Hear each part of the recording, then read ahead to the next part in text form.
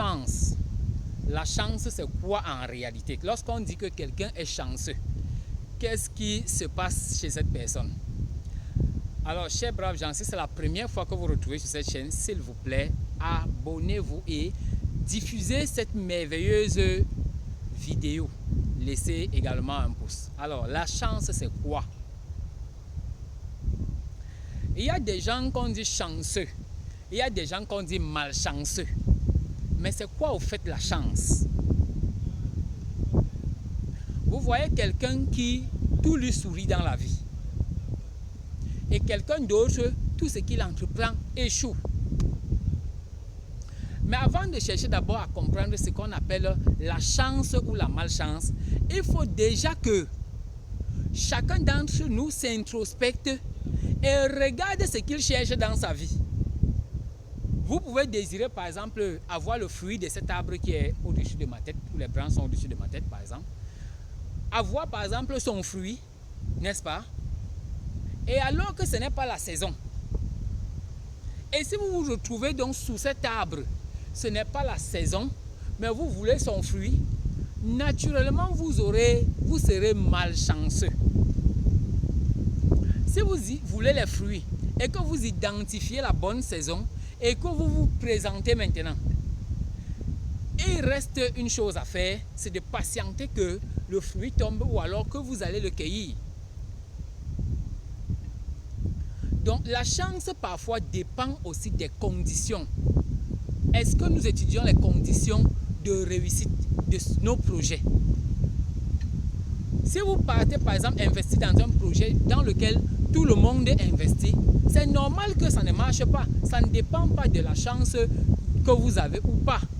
Maintenant, il y a une chose, c'est que quand vous fixez un objectif précis, votre intelligence commence à chercher les voies et moyens pour que vous puissiez réaliser votre objectif. C'est à ce niveau donc qu'entre en jeu ce qu'on appelle l'auspiciosité ou bien la chance. La chance, elle, est comme par exemple un outil qui est posé dans votre maison et que vous pouvez vous en servir à un moment donné. L'outil est toujours posé dans votre maison. Mais si vous décidez de ne pas vous en servir, ça ne change rien sur l'outil. L'outil reste là, c'est-à-dire la chance reste à l'intérieur de vous. Je lance cet appel à ceux, en fait je veux dire, j'en appelle à ceux qui aiment voyager pour aller chez les Blancs, soit disant que là-bas ils vont réussir. Ce n'est pas ça. C'est qu'arrivés là-bas, ils savent qu'ils sont, ils savent qu'ils sont seuls. Maintenant, ils sont sur le qui-vive et ils se mettent au travail. Ce n'est pas parce qu'arrivé là-bas, on devait réussir. Parce que même là-bas, il y a aussi des Blancs, des Européens ou des Américains. En bref, il y a des gens de là-bas qui sont également des clochards. Donc, ce n'est pas qu'ils n'avaient pas de possibilité de réussir ici, mais c'est qu'ils n'avaient pas décidé d'utiliser l'outil à l'intérieur de lui qu'on appelle la chance. Maintenant qu'il décide de manifester toutes ses forces pour atteindre son objectif, alors naturellement il puise dans ses ressources à l'intérieur de lui. Et c'est alors donc que sa chance maintenant va s'exprimer.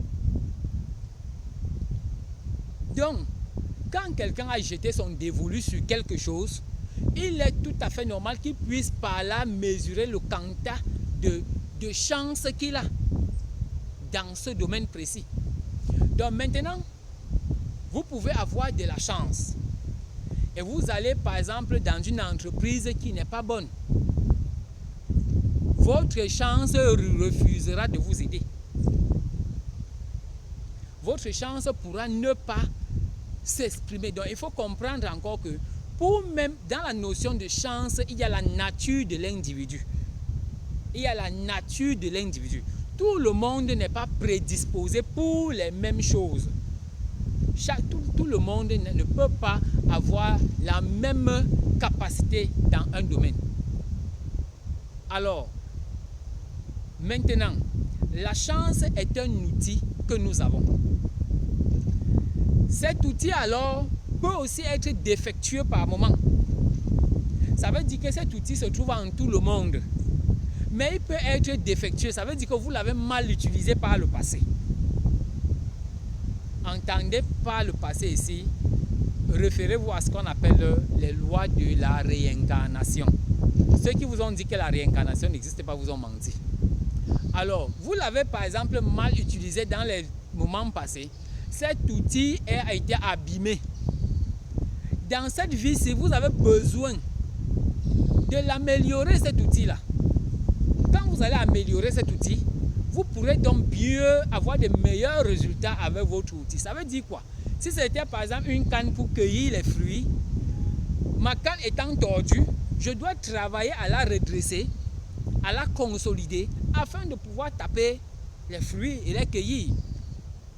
Donc lorsqu'on parle de chance, les gens ne doivent pas penser en réalité qu'il y a des gens qui ont plus de chance que d'autres. Le fait d'avoir plus de chance que d'autres peut se comprendre, néanmoins pas le fait que, les gens n'ont pas le même karma et les gens n'ont pas leur instrument dans le même état. Mais en tant qu'objet, objet subtil, la chance est pour tout le monde. C'est quelque chose dont dispose tout le monde. Mais dans son état, dans l'état où votre chance se trouve et où vous pouvez exprimer votre auspice, je veux dire vos chances, c'est là où le problème se trouve. Maintenant donc, cela nous interpelle. Il faut chercher à comprendre comment est-ce qu'on améliore son karma. Oui, je ne sais pas si c'est tabou, c'est pas tabou. Les gens doivent chercher à comprendre comment améliorer leur karma. Quand ça ne va pas, quand rien du tout ne va. Mais appliquez les méthodes que nos ancêtres ont toujours appliquées. Purifiez-vous. Purifiez-vous, bon sang. Méditez. Purifiez-vous et méditez. Ouvrez-vous à la nature. Et la nature qui est toujours généreuse va absorber tout ce qui ne va pas en nous. Et la chance va s'exprimer.